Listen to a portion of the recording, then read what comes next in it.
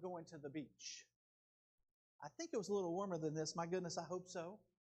But I just remember, like, I don't know, nobody else from class was leaving early that day. Nobody else was going, and I don't know if anybody in our whole grade or not. I'm not sure. Where I went to school was about half the size in a grade of our local school here. And I was just super excited because I was going to the beach. Like our family was going together, and it was going to be a lot of fun. Oh, I was ready to go. And I tell you what I would submit to you today and what we're going to talk about is the same way I felt in second or third grade as I was about to go up. I mean, come on, getting to go leave school early and not to go to the doctor or some other kind of appointment, right? Dentist, right? Hold your nose, right? Who wants to do that? But to get to leave school and go to the beach, oh yeah, right? And so, but I would submit to you, like I felt in second and third grade, when we've decided to follow Christ, it is an exciting adventure and journey. And many times what we've done in Christianity is make it kind of boring. Right? But it's an adventure. It's exciting. It's the way things should be. And so it was just an awesome, and we had a great time. When I got in the car, I was excited. My little brother was in his car seat. We were ready to go to the beach, and we were going to have a good time. Don't you think we need to be ready and having a good time when we follow Jesus? That doesn't mean there aren't challenges. That doesn't mean we don't have things to overcome. But the reality is, it should be an adventure.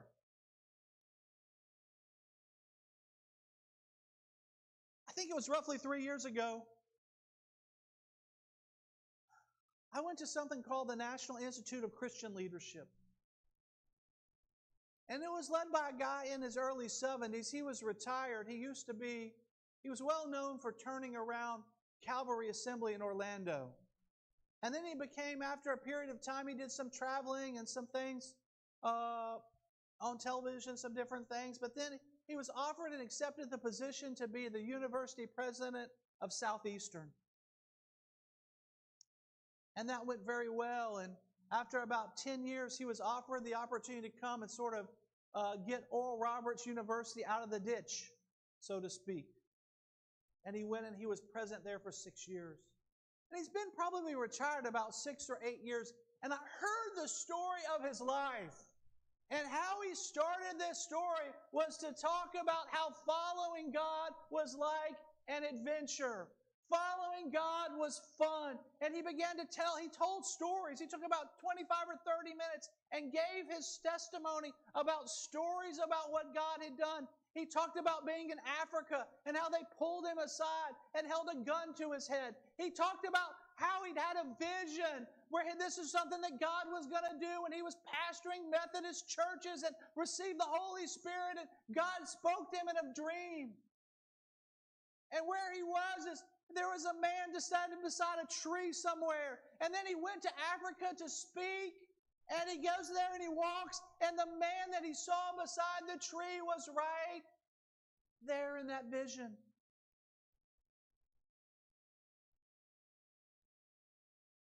He talked about stories that he had. And he'd written a small little book. I can't remember what he called it, a series of several books. He's written probably 20 to 25 books. But he wrote a book on visions and dreams. And he had a dream again. Wow, here I'm talking about dreams all of a sudden. But about the shoes that he wore and a room that he was in. And he was being offered the position of Secretary of Defense. No, I think he was basically traveling evangelist, and the people came up to him, and he was talking with senators and congressmen and congresswomen, and they said, "You've got to understand, sir, there are many senators, but there's only one Secretary of Defense." He wasn't offered the Secretary of Defense. This is before he was offered the president, college president. And just a few days later, and he called this guy back. He had a dream. They were in a river, and they were going down, and there was an otter that came down, and he and his wife, Allison, were in the boat, and they're rowing down the river, and this otter comes out and swims, and it jumps right in his wife's lap. And she is playing with it and just laughing hysterically. He called this same guy back. Excuse me, what he said is, something's coming where your authority is going to change. And the reason that your shoes are so dynamic and stuff, because shoes speak of authority. You're going to be in a time of transition and change. And it's going to change. He said, no. Then he called this guy and says, hey, look, this is what happened. This is crazy. What does this mean? He says, something's coming, and it's coming quickly, and it's going to be for you, but your wife is really going to enjoy it. So somebody called him. This is in the Assemblies of God. The superintendent of Georgia called him and said, hey, look, we're looking for a college president at Southeastern University. Okay. So he said, oh, yeah, I'll meet with you. And so he got up because, he's fairly educated, and he got up as many names as he could possibly think of that would qualify for college president, and he brought these names into this meeting. And after about 15 minutes and going over some names, he said, well, what are we doing here? Why are you here? And he said, well, why are you here? He said, well, I thought you wanted me to give you recommendations to be the college president of people that I thought would make a good college president. He said, no, we want to interview you so that maybe you would consider being the college president.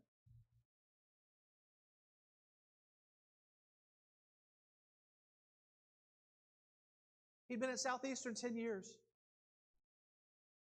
We could talk about crazy stuff.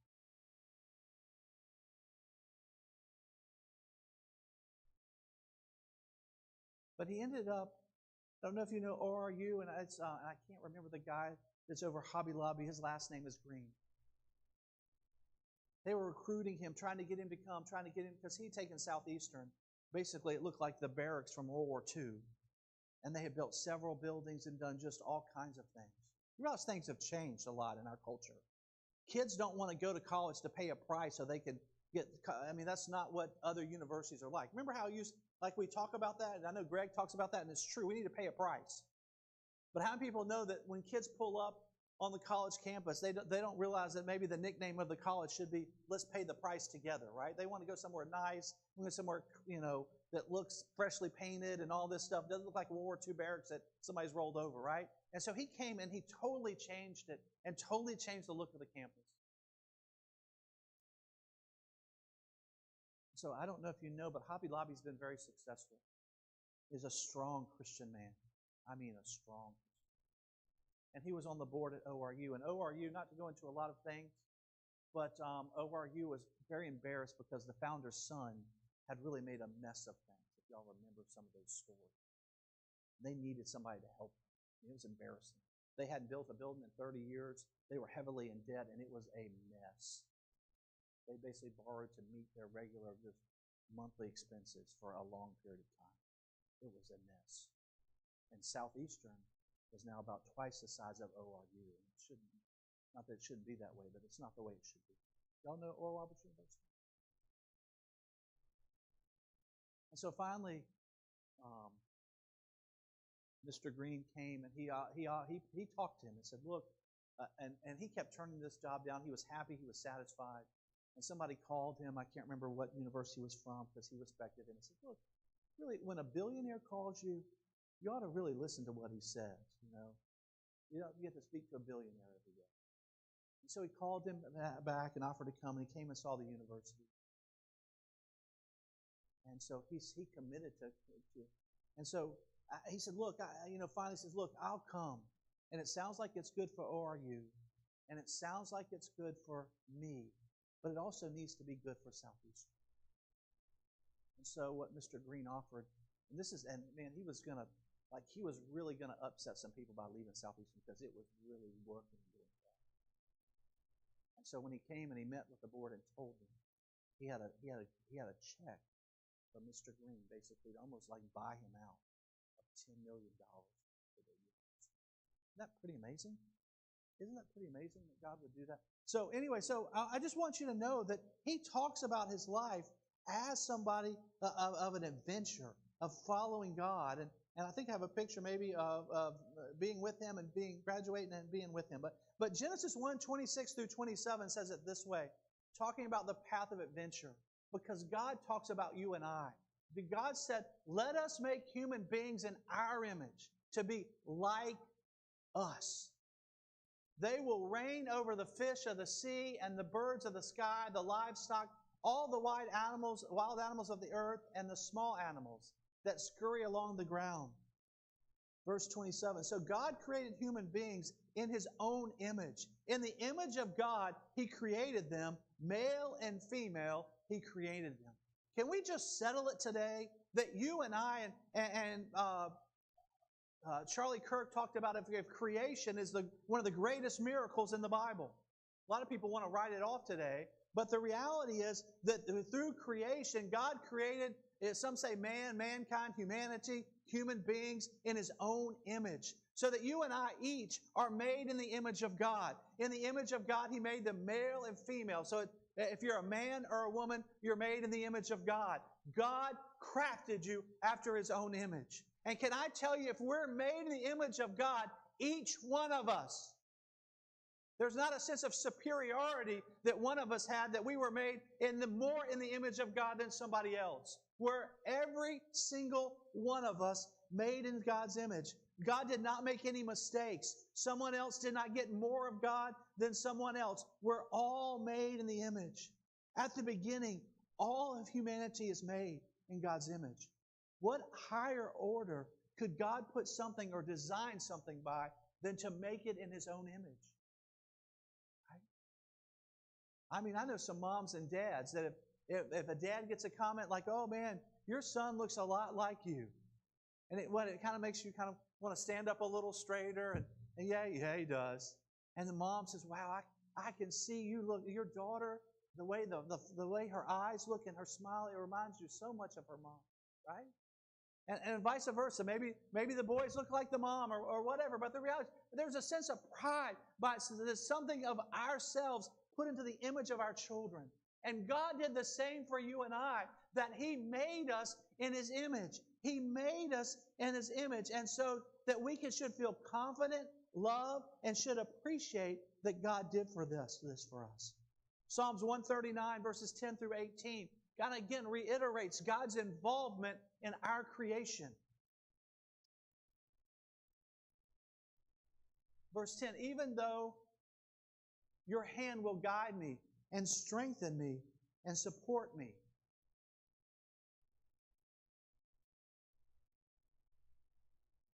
Sorry, dear.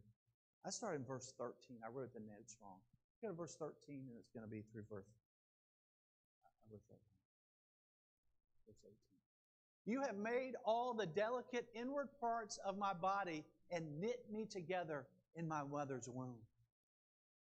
Thank you for making me so wonderfully complex. Your workmanship is marvelous. How well I know it. You watched me as I was being transformed, as I was being formed in utter seclusion, as I was woven together in the dark of my womb, your womb. You saw me before I was born.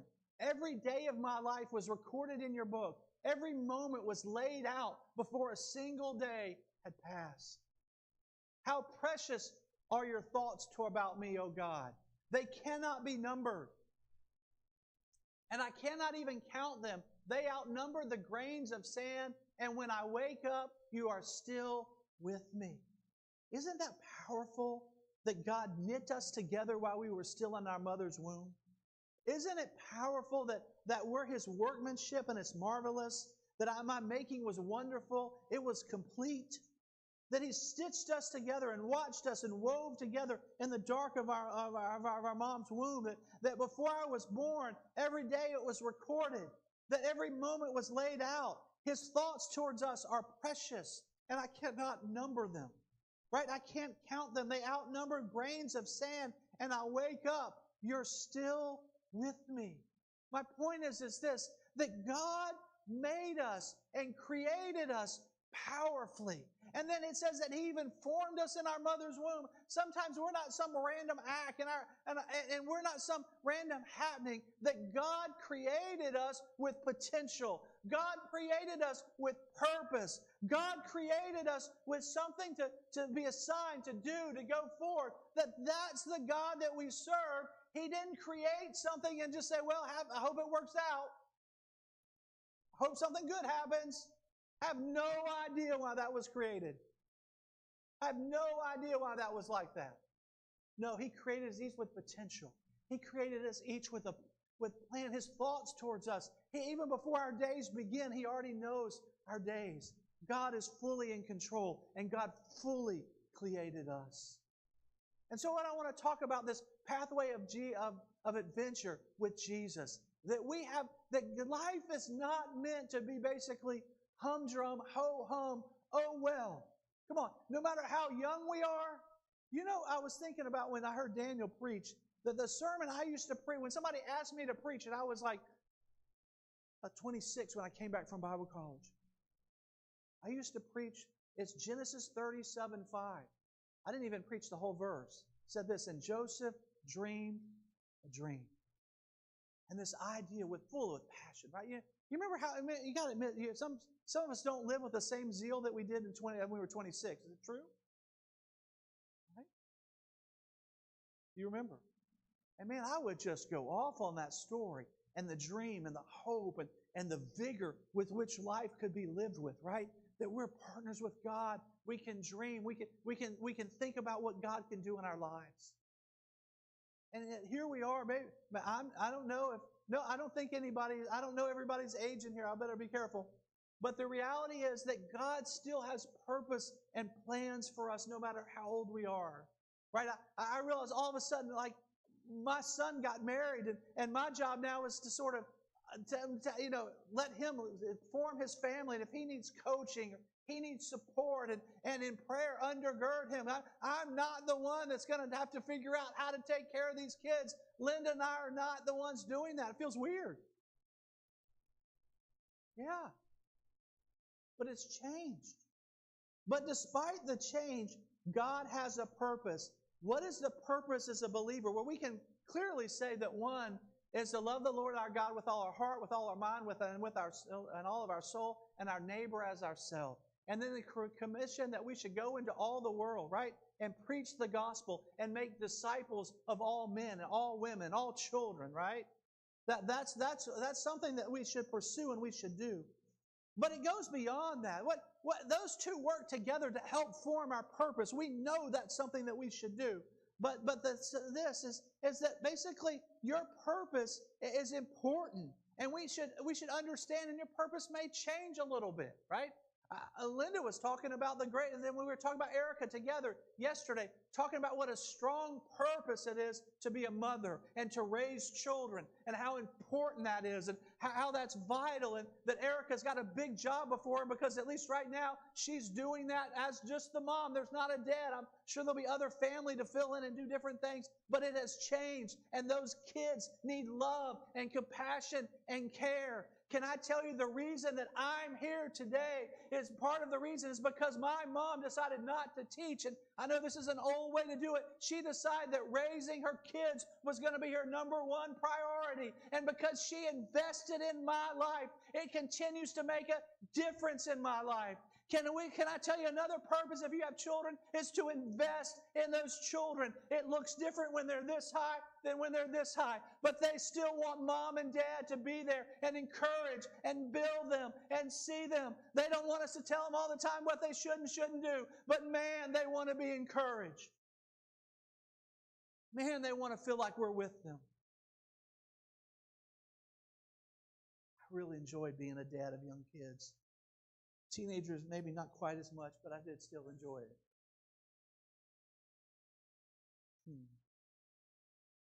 Right? And can I tell you, your purpose is greater than yourself? Your purpose of your life is greater than accumulating as much money as you can possibly possess or try to spend. You may have a purpose that rewards you very well financially, but that alone is not your purpose. Hope I'm clear. That I'm not against wealth or anything like that, but again, your purpose is greater. In fact, in Psalms 139, verse 16, David wrote this, "You saw me before I was born. Every moment was laid out before a single day had passed." We're concerned. We get caught off guard in life. Oh, I'm not sure I'm going to be able to do anything in my life anymore. And God's like, don't worry about that. I saw that coming. You know, if I were to comment on this scripture, seeing before I was born, every day recorded, every moment laid out, every single thing that was going to pass. Put another way, God had a purpose for you, and it began even before you were born. Pretty amazing.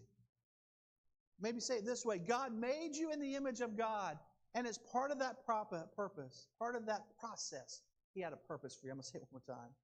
God made you in the image of God, and as part of that process, He had a purpose for you.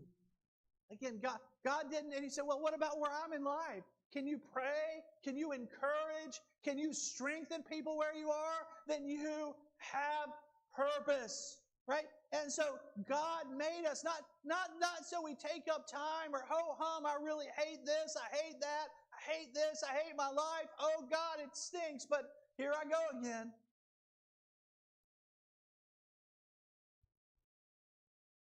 Living a life with purpose. Number 2, the second thing is the path of adventure that Jesus includes passion. Passion. We should live our life with passion. Shouldn't we? Don't we love people that are passionate about things? We're not drawn to people that, like the guy, I'm trying to use illustrations from multiple generations, and here we go. The guy where if you ever watch Ferris Bueller's Day Off, and Ferris has missed school, and the guy said, the teacher, do you remember? He says, I'm trying to do my best imitation I can. It may not be very good. Bueller.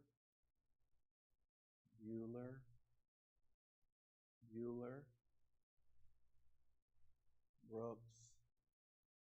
Right? And so whatever. There's no life. There's nothing there, right? So monotone. We don't want to live a monotone life.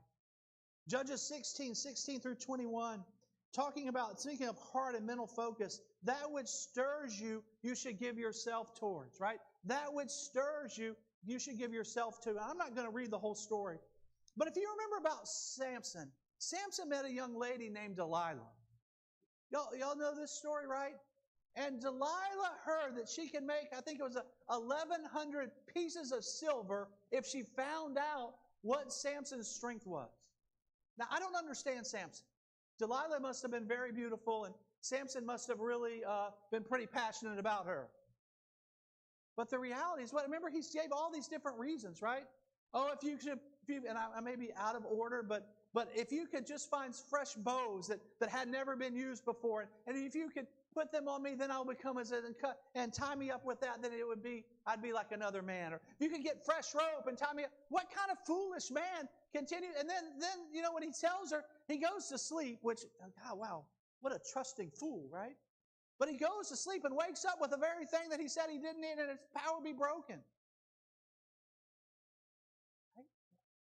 I mean, how stupid. And he goes back there again. She asks the same question. Right? He makes up something else.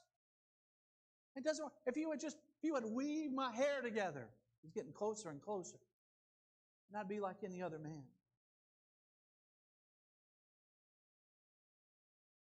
Verse 17. Actually, verse 16. What's verse 16? That's where we were.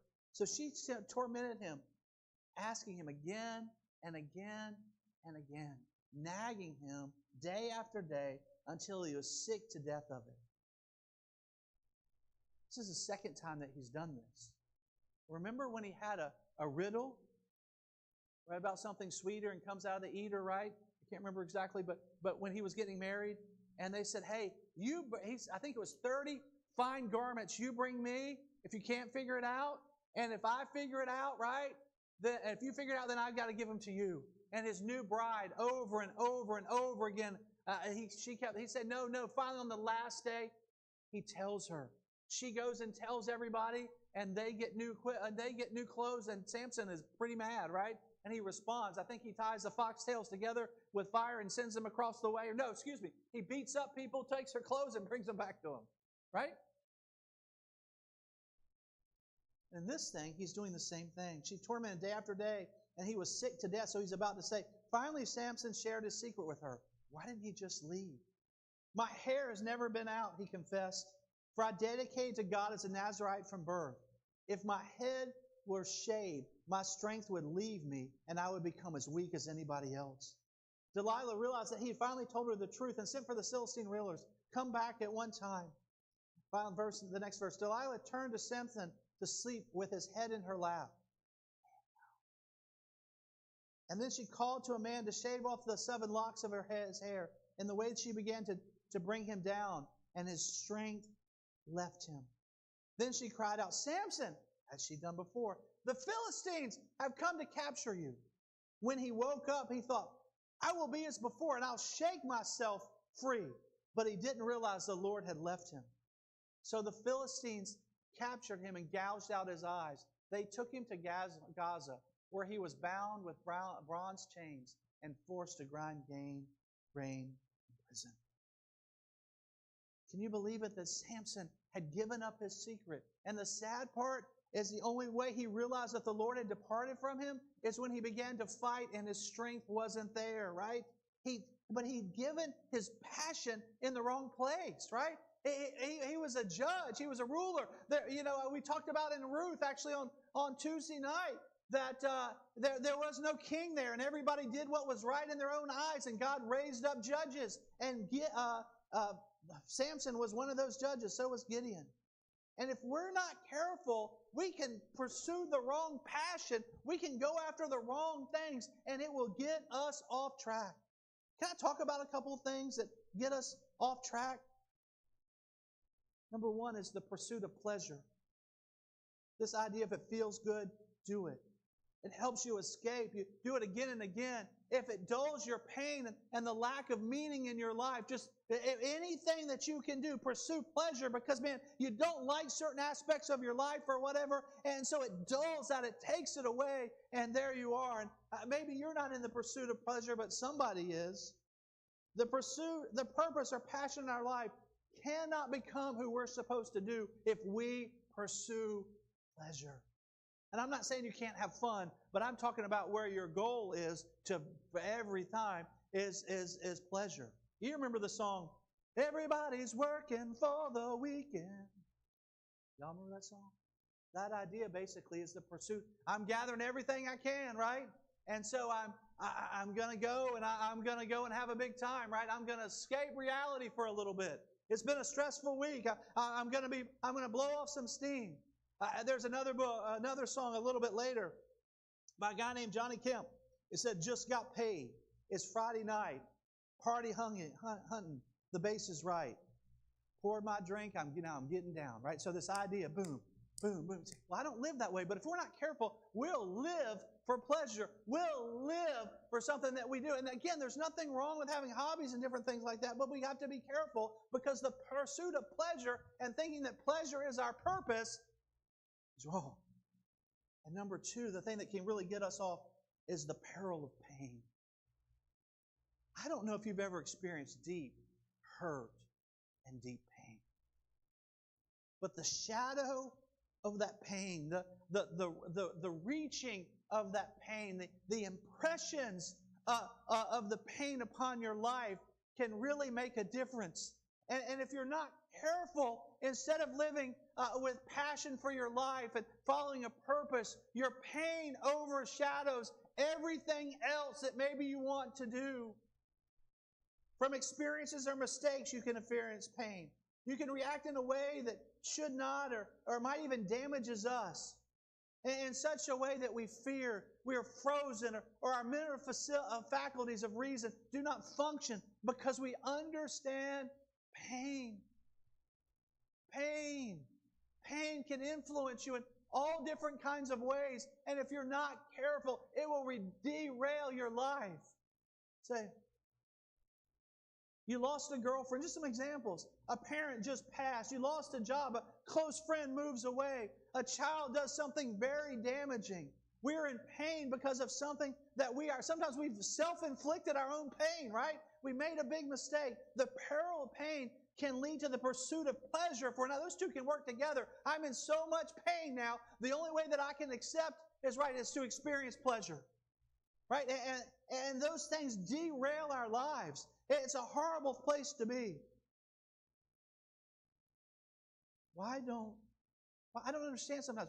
Sometimes Christians, and they're like, They'll leave church. So all of a sudden we heard them, knew them, well, they were involved, and all of a sudden they're gone. Something happened in their life.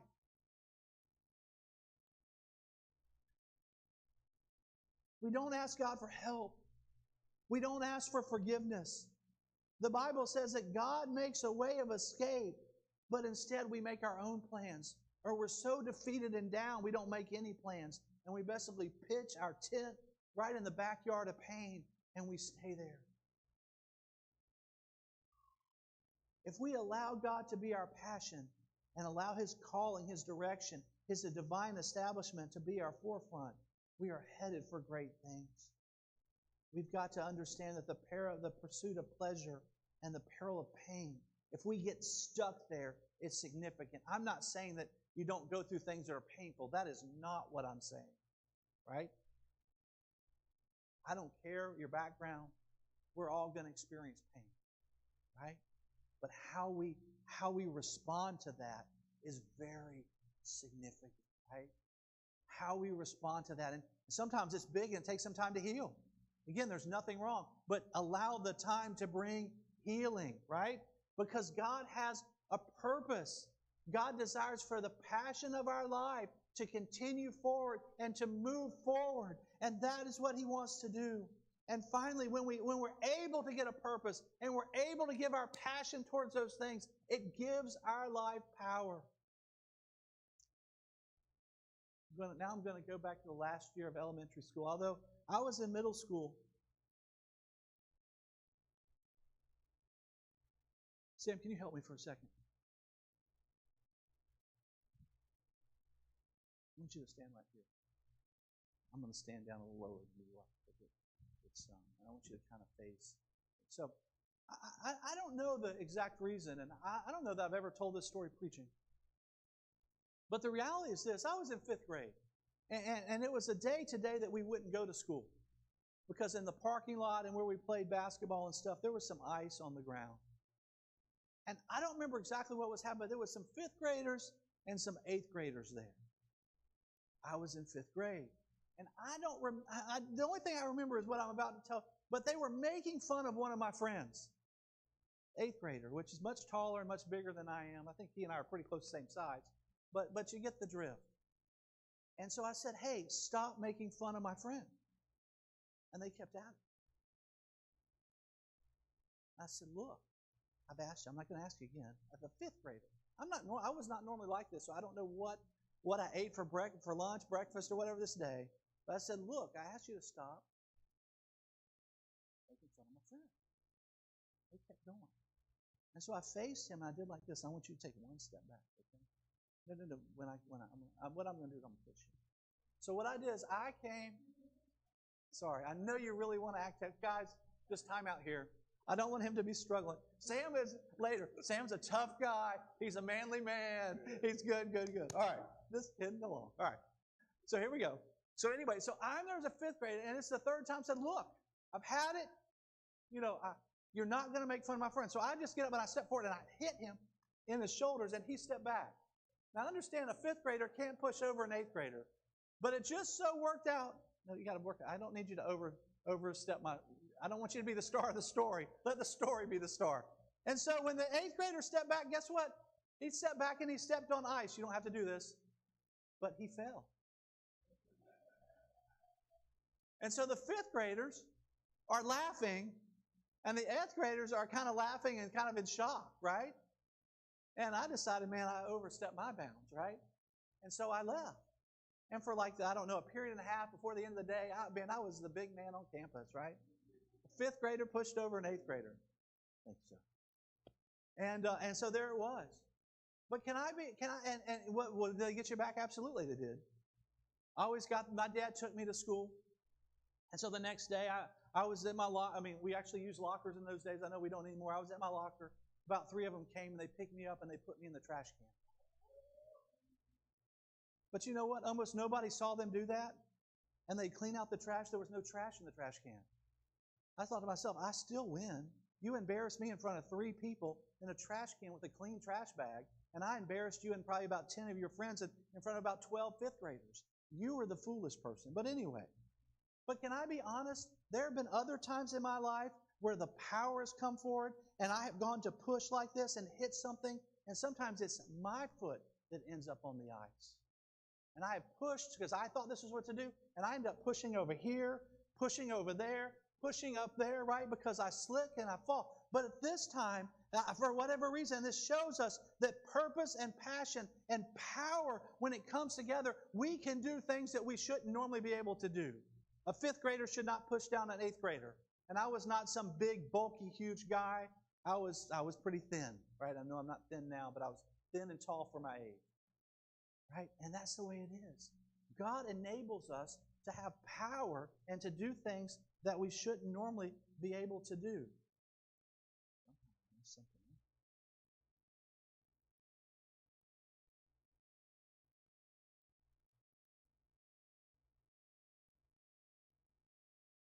And so here we see the power that's there.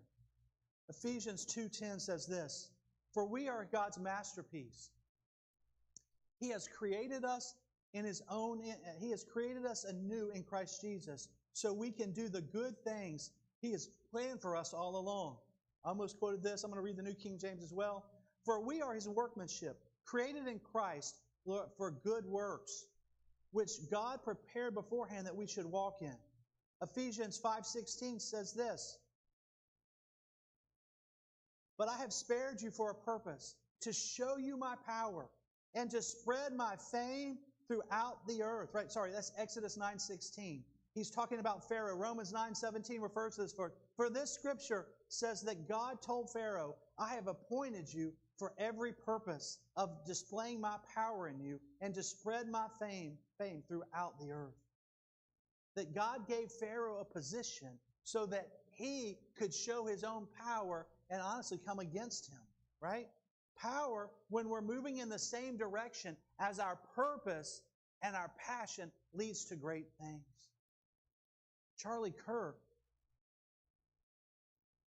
was only 31 years old.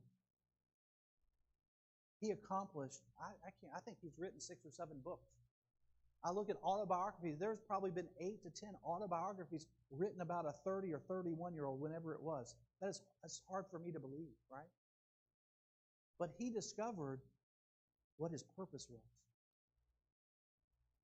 He applied to West Point. By the way, he didn't get in. It's hard to believe today, isn't it? Why in the world didn't he get in? He was an Eagle Scout, right? He had successes and failures in his life. It wasn't like everything sprang up. And he refused to go to a regular school. If you watch him stuff, you'll learn about his opinion about universities and colleges. It's true today. As graduates. But anyway, yeah, and future graduates. But anyway, it's true. But the reality is that in 31 years, he understood his purpose. He knew that became his passion, right? I mean, if you hear him speak, again, he's very kind. I don't know if you say, well, you can go on, if you go to YouTube and put in Charlie Kirk, and you say, well, I've never seen him. Go to YouTube, put in Charlie Kirk. If you get his feed on Facebook and stuff, videos, you'll end up seeing all kinds of them. But he lived his life with passion for what he believed in. And his passion started with his faith. And that gave him not power. I'm not talking like power like, wow, look at who I am.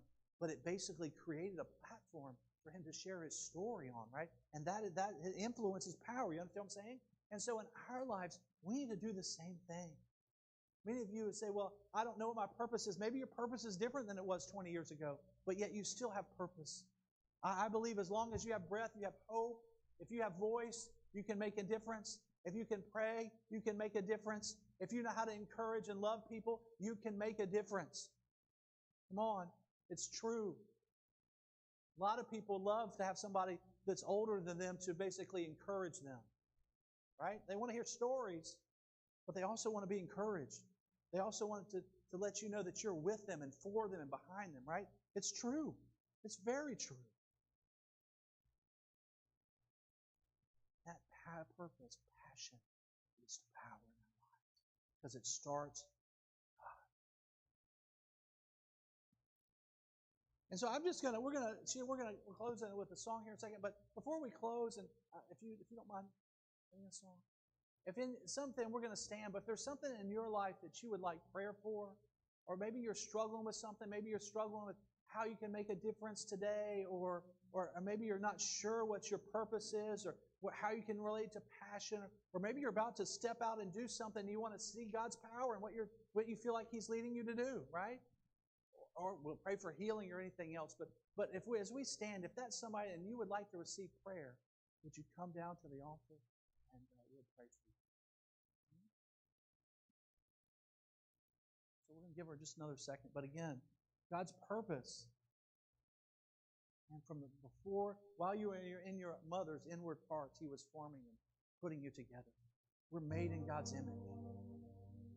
That we can be stirred to follow God and to have a passion to follow Him. Again, Joseph dreamed a dream like when I was 26, 27 preaching, that passion, that wanting to pursue and go after and give our lives heart and energy towards what we feel like God wants to do and follow Him in a way. And then finally, with that comes God's power.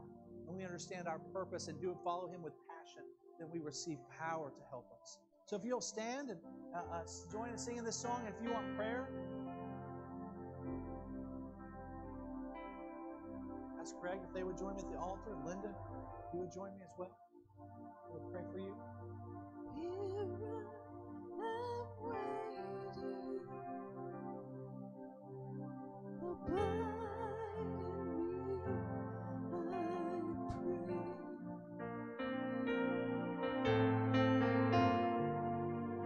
Here I am longing for you.